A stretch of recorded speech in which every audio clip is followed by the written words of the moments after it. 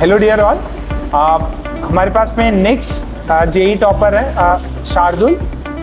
शार्दुल बेटा स्टार्टिंग में आप एडवांस 2 बैच में थे। Yes sir. And then segregate होके आप एडवांस 1 में। एडवांस 1 में। हाँ। तो ये है कि बच्चों आप किसी भी बैच में एंट्री लीजिए, बट अगर आप अच्छे से परफॉर्म करते हैं तो आप हायर बैचेस में जो फास्ट बैच होते हैं उनके अंदर आपको एलिजिबिलिटी मिल जाती है। अच्छा Shardul, first of all Shardul ने एडवांस क्रैक किया, जेई मेन सीईटी सब कुछ बहुत अच्छा गया है and by JEE advance Shardul को बहुत अच्छा आईआईटी लगने जा रहा है। अभी फर्स्ट अलॉटमेंट ही हुआ है, जैसे जैसे लास्ट अलॉटमेंट आएगा तो शार्दुल को कौन सा कॉलेज अलॉट हुआ है वो आपको नीचे डिस्क्रिप्शन में भी आ जाएगा।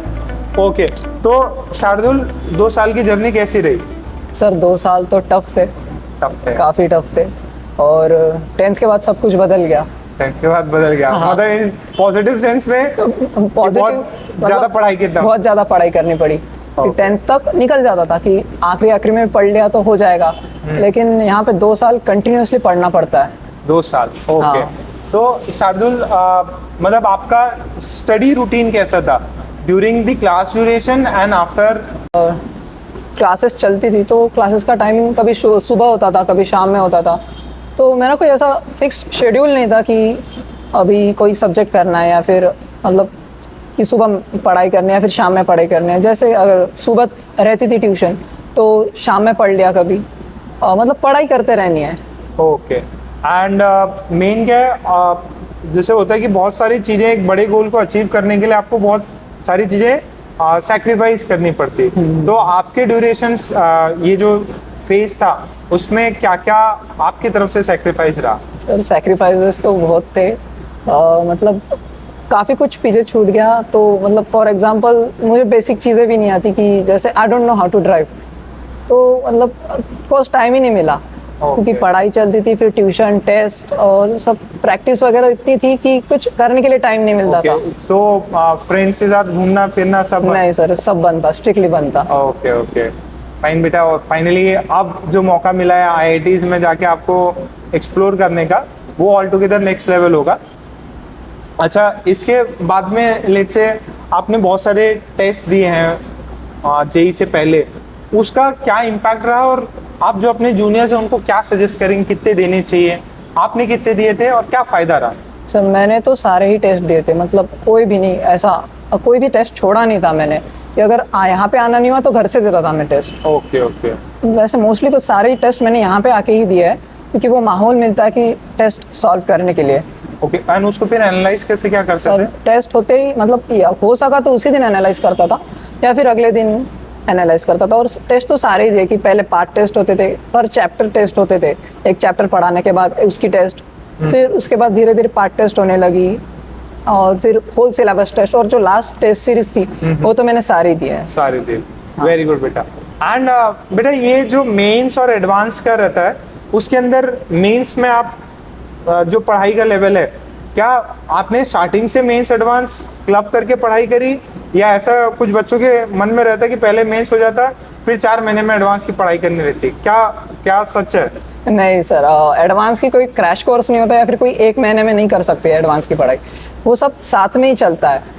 मेंस के लिए सब कुछ कवर करना होता है और एडवांस के लिए एक ही चैप्टर का सब कुछ कवर करना होता है, कि एडवांस के लिए सब कुछ डीप में जाके पढ़ना होता है। वेरी वेरी नाइस पॉइंट कि बेटा एडवांस जो है आपको एक डीपर अंडरस्टैंडिंग वाले क्वेश्चंस पूछता, कि एक डेप्थ में आप उस क्वेश्चन को सॉल्व कर पा रहे कि नहीं कर पा रहे। ओके, एंड आपने क्या क्या मटेरियल, क्योंकि देखिए सॉल्विंग इंपॉर्टेंट रहता है किसी भी जेई जैसे एग्जाम को निकालने के लिए, तो सॉल्विंग के लिए आप क्या क्या करते थे? सर कोचिंग से तो मॉड्यूल्स मिलती थी, सीपीपी मिलती थी, लेकिन सीपीपी मुझे बहुत ज़्यादा इजी लगती थी और बहुत सारे क्वेश्चंस होते थे, तो मैंने सीपीपी तो नहीं की। लेकिन मॉड्यूल मैंने सारे सॉल्व किए और पीवाईक्यूज, बाकी मैंने कोई एक्स्ट्रा बुक्स वगैरह ऐसा तो कुछ नहीं किया। बस कभी डाउट आते थे तो एचसी वर्मा रिफर कर ली या फिर आपसे पूछ लिया। ओके, तो देखिए एक इम्पॉर्टेंट पॉइंट है कि आपको बहुत कुछ नहीं करना है, सिलेक्टेड चीज़ें करनी है। अगर आपने इंस्टीट्यूट का मटेरियल, सीपीपी और पीवाईक्यू लगा लिए, देन फुल चांसेस है कि आप आईआईटी में पूरा, मतलब जो भी है नेक्स्ट जो भी आपकी इंजीनियरिंग होगी वो आईआईटी से ही होगी। ओके, एंड जैसे किस लेवल का कंसिस्टेंसी थी? कभी छुट्टी ब्रेक्स ऐसे होते थे आपके या रेगुलर थे सब? नहीं सर, ऐसे कंसिस्टेंसी तो रही है, मतलब कोशिश की है मैंने कंसिस्टेंट रहने की। ओके, कभी हेल्थ वेल्थ खराब हुई हो? नहीं, हेल्थ वेल्थ तो ऐसे मतलब कि बीमार पड़ा हूँ, ऐसे तो कभी सीरियस प्रॉब्लम्स नहीं हुए मुझे 2 साल में। रेगुलर क्लासेस अटेंड हाँ। करिए। ओके। एंड कभी कुछ एक्टिविटी जैसे लगे कि नहीं यार बहुत ज़्यादा पढ़ाई कर ली, बोर हो गया हूँ, तो उसके लिए कौन सी कोई लीजर एक्टिविटी होती थी? नहीं सर, मैंने कभी 2 साल में कि अब IIT पहुंचना है तो एक्टिविटी मैंने सब वगैरह बंद ही कर दिया था।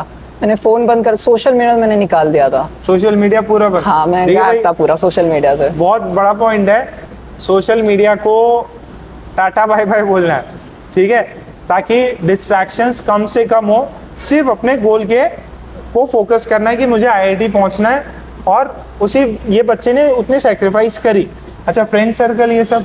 फ्रेंड सर्कल में जितने जो मेरे फ्रेंड्स थे न्यू में थे, बस उनसे ही बात होती थी, बाकी 2 साल में बाकी किसी से बात नहीं हुई मेरी। ओके। देखिए, फ्रेंड्स और social media that is phone, ये अवॉइड किया तो सिलेक्शन का रास्ता बहुत इजी हो जाता है। अच्छा बेटा, एज सच नीव एकेडमी का contribution in your success? Sir, new academy वो माहौल देता है ना कि मतलब अकोला में कोटा जैसा माहौल मिल जाता है। ओके, थैंक यू बेटा, थैंक यू। फोकसली पढ़ पाते हैं कि अच्छा। कोई डिस्ट्रैक्शन नहीं है, क्लासेस में आना बैठना पढ़ना, और आप और सर जो समझाते हैं पढ़ाते हैं कि मतलब जो ट्यूशन चला रहा है वही पढ़ा रहा है, तो ऐसा रेयरली होता है बड़े बड़े इंस्टीट्यूट्स में। एंड सिकनेस इंस्टीट्यूट का डांट वाट पड़ी आपको कभी? मुझे BSM सर ने एक बार डांटा था।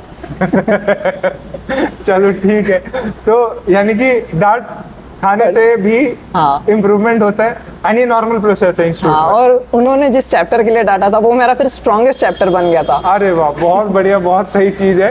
तो देखो भाई, टीचर्स डांटे तो मुंह नहीं फुलाना है, उसको पॉजिटिव सेंस में लेके और ज़्यादा मेहनत करनी है।